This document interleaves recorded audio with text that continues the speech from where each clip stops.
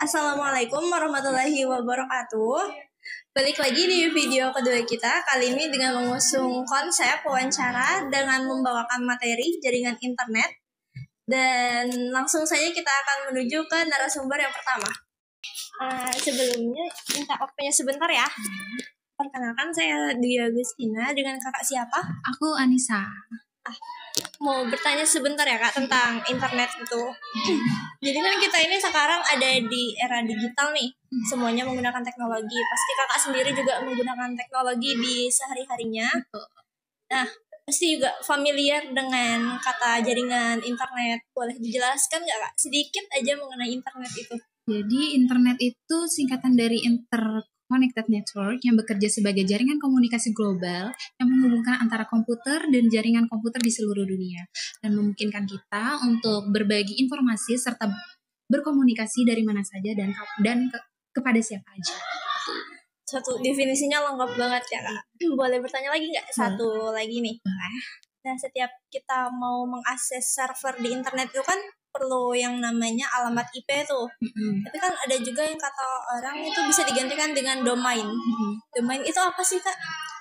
Jadi setahu aku domain itu sebuah nama yang diberikan untuk mengidentifikasi nama server komputer guna untuk mempermudah pengguna akses server tanpa harus mengingat alamat IP.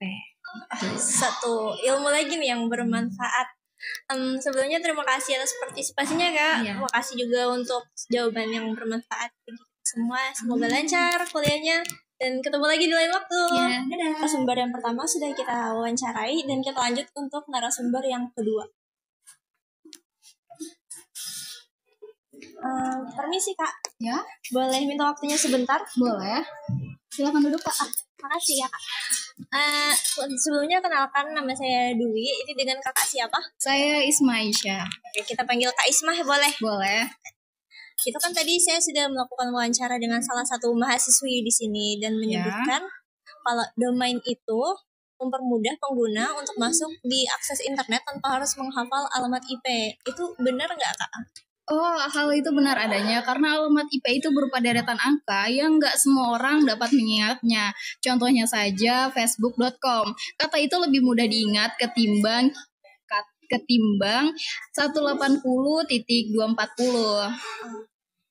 Itu domain. Tapi saya pernah dengar nih kak kalau VPS itu lagi tren di web hosting. Bisa nggak kakak kasih info sedikit mengenai hal itu? VPS ya, seingat saya pernah membacanya di sebuah artikel. VPS itu singkatan dari Virtual Private Server atau layanan server privat. Pelayanan itu terdedikasi khusus untuk satu pengguna dan jika tidak salah, VPS itu dapat menjalankan sistem operasinya sendiri dan dapat dibuat ulang secara independen.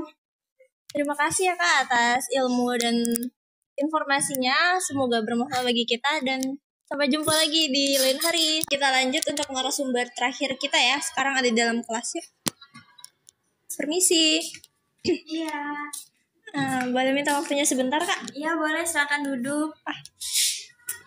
Terus sebelumnya kenalkan saya Dwi, ini dengan kakak siapa? Dewi Nurfitriani. Saya panggil Kak Dewi boleh ya? Boleh.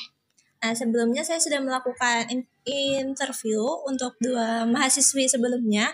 Itu tentang jaringan internet. Dan saya juga ingin mewawancarai kakak dengan topik serupa, tapi khusus di cloud. Untuk definisinya bisa kakak jelaskan sedikit? Untuk jelasnya saya nggak tahu ya, tapi seperti yang pernah saya pelajari, cloud itu semacam metode penyampaian sumber daya untuk internet. Dan sumber daya yang menjelaskan melalui aplikasi penyampaian data, service, database, jaringan, dan perangkat lunak.